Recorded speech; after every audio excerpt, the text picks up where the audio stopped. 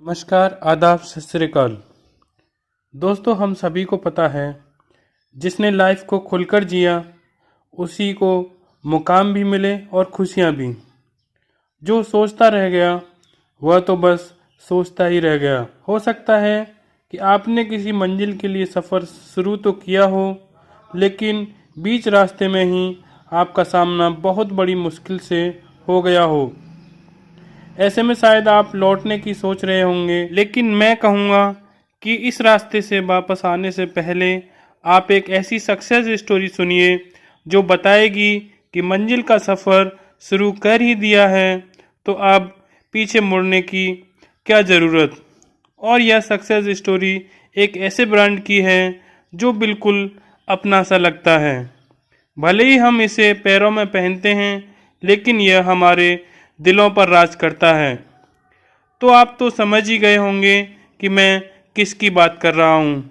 जी हाँ दोस्तों, मैं बात कर रहा हूँ दुनिया के जाने माने फुटवियर ब्रांड जिसकी सफलता का अंदाज़ा आप इसी बात से लगा सकते हैं कि एक समय ऐसा भी था जूते का मतलब ही बाटा हुआ करता था।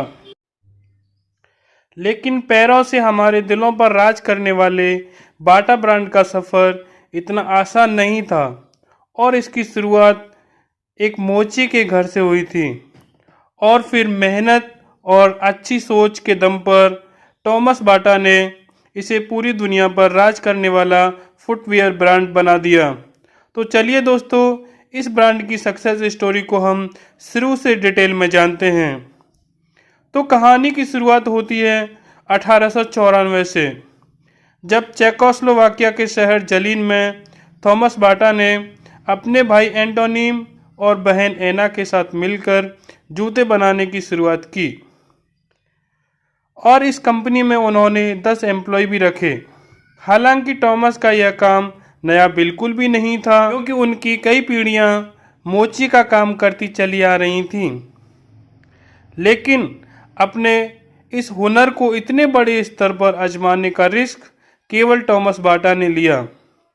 लेकिन दोस्तों, किसी भी काम की शुरुआत अक्सर अपने साथ बहुत सारी मुश्किलें लेकर आती है और ऐसा ही बाटा फैमिली के साथ हुआ।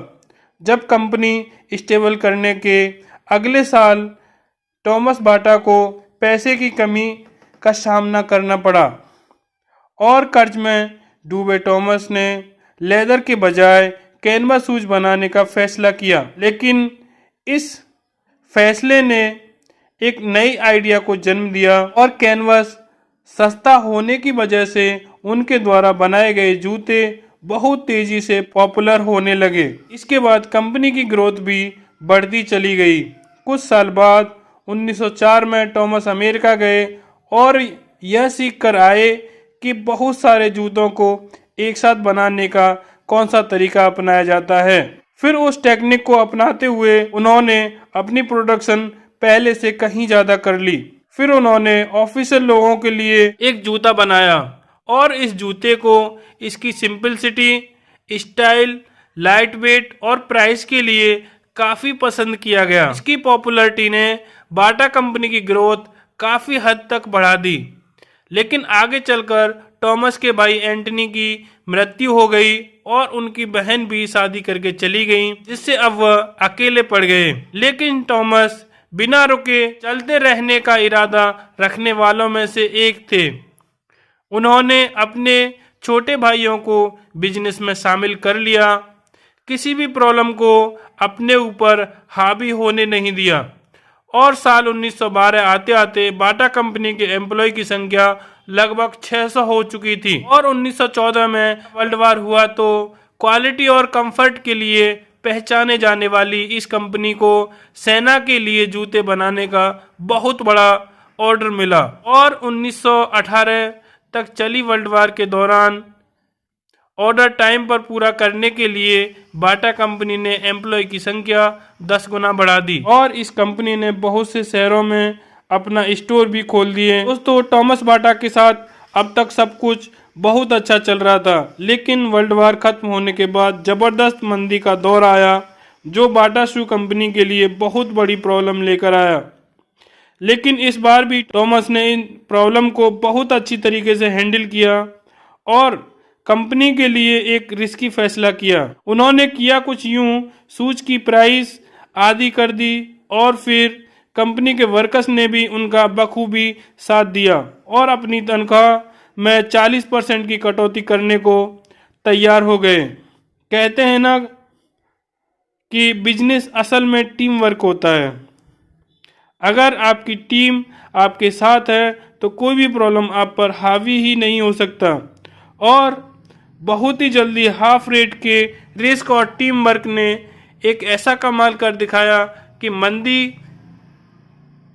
के जिस दौर में बाकी सारी कंपनियां बिजनेस बंद करने की कगार पर थीं, वहीं बाटा शू कंपनी को सस्ती और कंफर्टेबल जूते बनाने के ढेरों ऑर्डर मिलने लगे।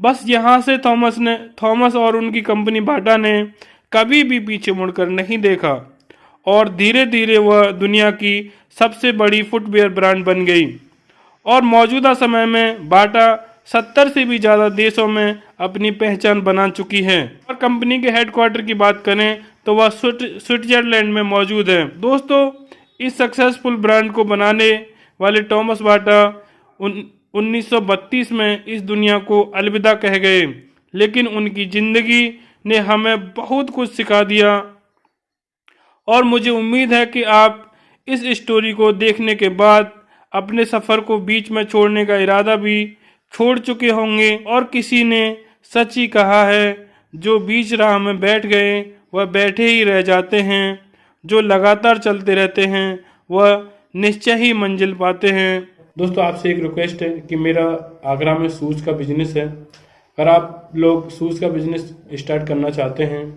या आप शूज़ का बिजनेस करते हैं तो आप हमसे संपर्क करें। मैं डिस्क्रिप्शन में अपना कॉन्टैक्ट डिटेल डाल दूंगा, आप वहां से हमें संपर्क कर सकते हैं। आपका बहुमूल्य समय देने के लिए बहुत बहुत शुक्रिया। इस वीडियो को लाइक करके आप हमारा मनोबल बढ़ा सकते हैं। दोस्तों, हमारी वीडियो को मिस नहीं करना चाहते हैं तो कृपया चैनल को सब्सक्राइब कर लीजिए। आपको यह कहानी कैसी लगी हमें कमेंट करके ज़रूर बताएं। धन्यवाद। जय हिंद, जय भारत।